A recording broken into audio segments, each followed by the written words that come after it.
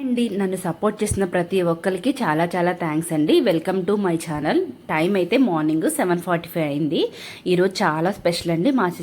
మా సిస్టర్ వాళ్ళు కెనడా నుంచి ఇండియాకి అయితే వస్తున్నారు. 8కి అయితే ఫ్లైట్ రీచ్ అవుతారు గన్నవరంలో.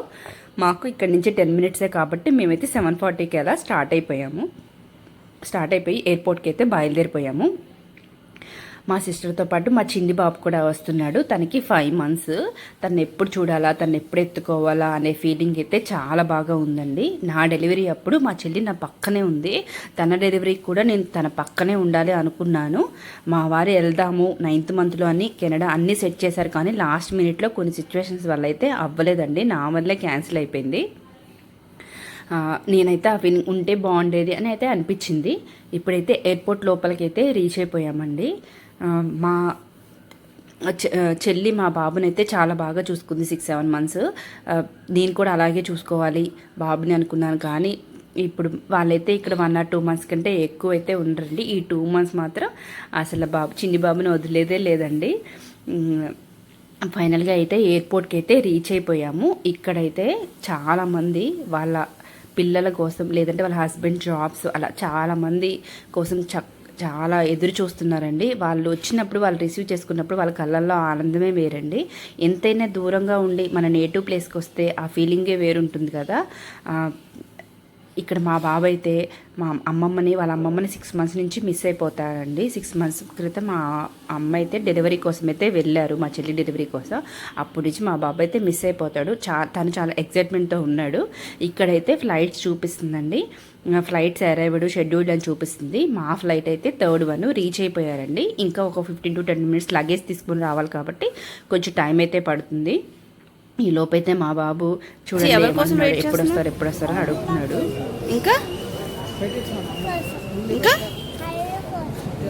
ఎవరిష్టం వీళ్ళ ముగ్గురులో? ఫైనల్గా నేను వెయిట్ చేస్తున్న ఆ క్షణం అయితే వచ్చేసిందండి. మా సిస్టర్ అయితే అక్కడ పింక్ డ్రెస్తో వస్తున్నారు కదా, తనే అండి. నేనైతే తను చాలా మిస్ అయిపోయాను. తను మా బాబుని మిస్ అయినట్టుంది.